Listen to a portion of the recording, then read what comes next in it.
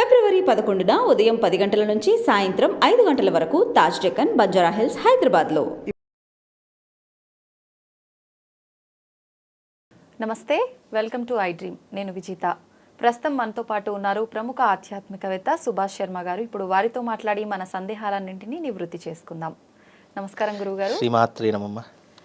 గురువుగారు, వీడికి రాజయోగం ఉన్నట్టుందిరా, వీడు పాలిటిక్స్లో బాగా రాణిస్తున్నాడు అనే మాట మనం కొన్నిసార్లు వింటూ ఉంటాం. అయితే నిజంగా వీళ్ళకు రాజయోగం ఉంది అని తెలుస్తుందా గురువుగారు? ముందుగానే ఎలా తెలుస్తుంది అసలు? తప్పకుండా తెలియజేస్తానమ్మా. ముందుగా ప్రేక్షకులందరికీ శ్రీమాత్రే నమః, శ్రీ గురుభ్యో నమః. నమో దేవ్యై మహాదేవ్యై శివాయై సతతం నమః. నమ ప్రకృత్యై భద్రాయై నిహతాం ప్రణతాస్మిత.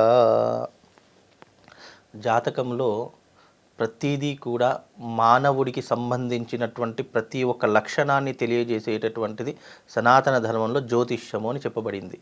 అయితే జ్యోతిష్యంలో రాజయోగంతో పాటు రాజభోగము, సాంసారిక జీవితము, ధనము, ఆర్థికపరమైనటువంటి విధానము, కుటుంబపరమైనటువంటి విధానము, ఏ రంగంలో రాణించగలడు అనే ప్రతి ఒక్క అంశము మనం తెలుసుకోవాలి అని అనుకుంటే గనక దానికి పర్ఫెక్ట్ మార్గము జ్యోతిష శాస్త్రము. అయితే జ్యోతిష శాస్త్రమునందు రాజయోగము, రాజభోగము అనేటటువంటి రెండు మాటలు వాడుతూ ఉంటాము. అయితే రాజయోగము అనేటటువంటిది ఏమిటి అంటే గనక మనం ఒక ఉన్నత అధికారంలో ఒక కుర్చీ మీద కూర్చోవాలి, మనం శాసించేటటువంటి ఒక వ్యవహారంలో నడవాలి అనుకునే దానికి రాజయోగము అని పేరు. అలాగే రాజభోగము అని అంటే ఏమిటి అంటే, భోగము అనేటటువంటి దానికి అర్థం ఏంటి అంటే మనము ఒక ఉన్నతమైనటువంటి అధికారంలో అనేక రకములైనటువంటి సుఖములను అనుభవించడము, యోగముని అనుభవించడము, మనం ఏదైనా సరే ఇలా చిటిక వేస్తే కాళ్ళ దగ్గర వచ్చి జరిగేటటువంటి విధానాలు ఇవన్నీ కూడా రాజభోగముతో కూడుకున్నటువంటివి. అంటే పుట్టుకతోనే ధనవంతుడిగా పుట్టడము, పుట్టుకతోనే అనేక రకములైనటువంటి ఒక వ్యవహారంలో నడవడము, వాళ్ళ జీవితం అంతా కూడా డబ్బుమయంగా గడపడము, ఇదంతా కూడా రాజభోగానికి సంబంధించినటువంటి వ్యవహారాలు. అయితే ఇందులో రాజయోగము, రాజభోగం అనేటువంటి రెండు మాటలు వాడుతూ ఉంటాం. ఇప్పుడు ఒక సీఎంగా ఉన్నటువంటి వ్యక్తి యోగాన్ని అనుభవిస్తాడు, కానీ అతని కొడుకు రాజభోగాన్ని అనుభవిస్తాడు. అంటే విధానాలన్నీ కూడా తండ్రి పాటిస్తే ఆ వచ్చేటటువంటి ధనాన్నంతా కూడా కొడుకు అనుభవిస్తూ ఉంటాడు. అది భోగము అని అర్థము.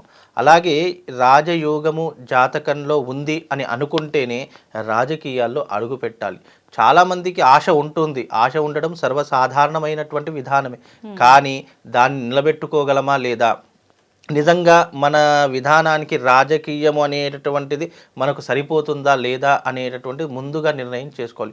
లేదు అనుకుంటే ఉన్న డబ్బులన్నీ ఖర్చు అయిపోవడము, ఆస్తులన్నీ తాకట్టులో పెట్టి రాజకీయంలో అడుగుపెట్టి పెద్ద సెలబ్రిటీ కావాలి లేదా పోస్టర్, అంటే రాజకీయంలో అడుగు పెడితే ఖర్చుతో కూడుకున్నటువంటి వ్యవహారాలే ఉంటాయి. 10 మందిని పోషించాలి, పోస్టర్లు అతకపెట్టాలి, పబ్లిసిటీ చేయాలి, మీడియాకు వెళ్ళాలి, ఇలా ఎన్నో రకాలైనటువంటి మార్గాలను రాజకీయ నాయకులు ఎంచుకుంటూ ఉంటారు.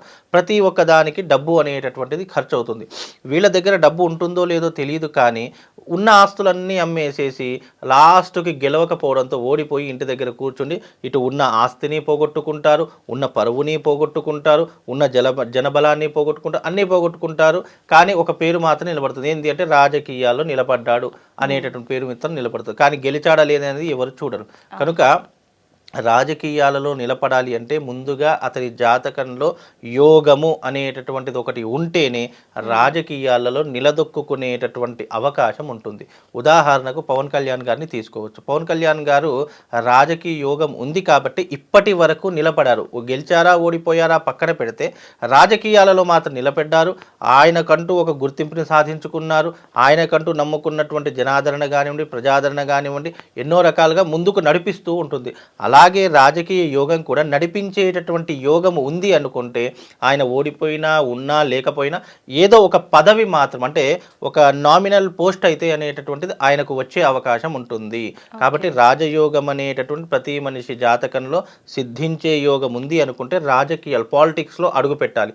లేదు అసలు పాలిటిక్స్ అయిన జాతకంలో లేదు, ఒకవేళ వెళ్ళినా మళ్ళీ తిరిగి వచ్చే అవకాశమే ఉంటుంది అనేటటువంటి అవకాశం ఉంటే దాని జోలికి వెళ్లకుండా ఉంటే మనకు డబ్బు మిగులుతుంది, పరువు మిగులుతుంది, మన పని మనం హాయిగా చేసుకోవచ్చు. రాజకీయం అంటేనే ఇటు కుటుంబాన్ని పక్కన పెట్టాలి, పనులను పక్కన పెట్టాలి, అన్ని వ్యవహారాలను పక్కన పెట్టి కేవలం ప్రజాదరణ కోసం భవిష్యత్తులో ప్రజల మధ్యలోకి వెళ్ళేటటువంటిది రాజకీయం.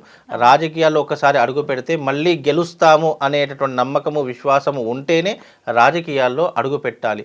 ఆ నమ్మకము విశ్వాసానికి తోడుగా ఈ యోగం అనేటటువంటిది మనిషి జాతకంలో ఉంటే మీరన్నట్టుగా రాజకీయ రంగంలో అనుభవించేటటువంటి యోగము ఒక నామినల్ పోస్ట్ అనేటటువంటిది అతని జీవితంలో పొందే అవకాశము దీని ద్వారా కలుగుతుంది. కాబట్టి జ్యోతిష శాస్త్రంలో నీ జాతకంలో యోగం ఉంది అనుకున్నప్పుడే రాజకీయాలలో మీరు అడుగు పెడితే గనక ఉన్నత పదవిని సాధించే అవకాశము దాని ద్వారా కలుగుతుందమ్మా. ఓకే, అయితే ఆ రాజయోగం రావాలి అంటే ఏం చేసుకోవచ్చు గురువుగారు? రాజకీయం యోగం రావాలి అంటే అనేక మార్గాలు ఉన్నాయి. జాతకంలో రాజకీయ యోగం లేదు, కానీ నాకు ఇంట్రెస్ట్ ఉంది, రాజకీయం అంటే ఇంట్రెస్ట్ ఉంది, నేను వెళ్ళాలి అని అనుకుంటున్నాను, నిలదొక్కుకోవాలి అని అనుకుంటున్నాను, ఇలా చాలామంది అడుగుతారు. కొంతమందికి యోగం ఉండదు, కానీ ఇంట్రెస్ట్ ఉంటుంది, ప్రజాదరణ కావాలని కోరుకుంటూ ఉంటారు, ప్రజల్లోకి వెళ్ళాలి, నేను గొప్ప గొప్ప పనులు చేసుకోవాలి, నాకంటూ ఒక గుర్తింపును సాధించాలి, ప్రజాసేవ చేసుకోవాలి, ఇలా ఎన్నో రకాలైనటువంటి విధానాలతో కూడుకున్నటువంటి వాళ్ళు కూడా ఉంటారు. అంటే యోగం లేనప్పటికీ కూడా ఆ యోగాన్ని సంపాదించాలి అని అనుకుంటే గనక దానికి సనాతన ధర్మంలో జ్యోతిష శాస్త్రంలో కొన్ని నియమాలను చెప్పడం జరిగింది. ఆ నియమాలు ఏంటి అంటే గనక మంత్రము ద్వారా, యంత్రము ద్వారా, యాగము ద్వారా, ఈ 3 పద్ధతులు అనేటటువంటివి చెప్పడం జరిగింది.